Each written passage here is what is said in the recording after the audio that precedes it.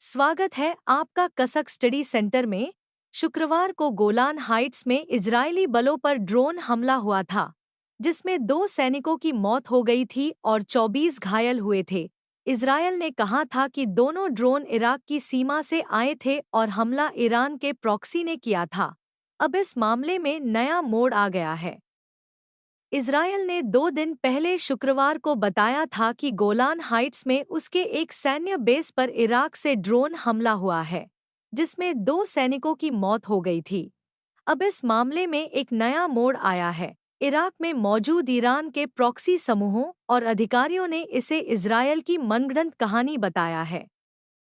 अरबी media outlet middle east आई को बताया है कि उनकी तरफ से इजरायल पर कई हमले किए गए हैं, लेकिन शुक्रवार को गोलान हाइट्स पर कोई हमला नहीं हुआ।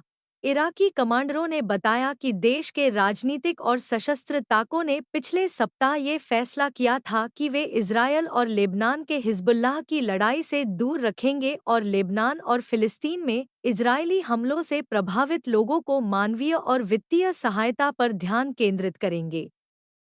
हालांकि Islamic resistance in Iraq, Iran के प्रॉक्सी गठबंधन के 2 आतंकवादी समूह कतायब हिजबुल्लाह और हरकत हिजबुल्लाह अल-नुजाबा ने इजरायल के अंदर हमले जारी रखे हैं। इसके साथ ही एक छोटा गुट कतायब सैयद अल-शुहादा भी जरूरत पर ऑपरेशन के लिए सहायता देता है। शुक्रवार को इजरायली सेना ने कहा कि सुबह गोलान में विस्फोटक से लदे 2 ड्रोन ने उसके जवानों को निशाना बनाया। इसमें गोलानी ब्रिगेड को 2 अधिकारी मारे गए और 24 अन्य घायल हो गए। इजरायली सेना ने इसके लिए ईरान समर्थित इराकी सशस्त्र गुट को इसके लिए जिम्मेदार ठहराया और कहा कि ड्रोन इराक से लॉन्च किए गए थे। अब इराक में मौजूद ईरान के तीनों प्रॉक्सी ने इजरायल के दावे को चुनौती दी है और कहा कि उस दिन उन्होंने हमला नहीं किया था। कतायब सैयद अल-शुहादा के नेता और समूह के प्रवक्ता कदीम अल-फरतूसी ने मी को बताया कि रेजिस्टेंस अपने ऑपरेशन की तुरंत घोषणा कर देता है। उन्होंने आगे बताया कि रेजिस्टेंस ने इस ऑपरेशन की घोषणा नहीं की या इसकी जिम्मेदारी नहीं ली, जैसा कि कुछ रिपोर्ट में कहा गया था।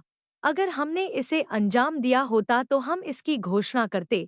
इराकी सशस्त्र गुटों की निगरानी करने वाले पॉपुलर मोबिलाइजेशन अथॉरिटी के एक वरिष्ठ अधिकारी ने बताया कि इजरायल के आरोपों के बाद शुक्रवार को एक बैठक बुलाई गई थी। इस बैठक में कतायब हिजबुल्लाह, हरकत हिजबुल्लाह अल-नुजाबा और कतायब सैयद अल-शुहादा के प्रतिनिधि भी शामिल थे। अधिकारी ने कहा कि तीनों गुटों ने ऑपरेशन करने से इनकार किया है। बैठक में शामिल हुए अधिकारी ने एमई से बताया, इस तरह के ऑपरेशन को अंजाम देने की क्षमता केवल कतायब हिजबुल्लाह के पास है और उन्होंने साफ कहा है कि वे इस हमले के पीछे नहीं थे।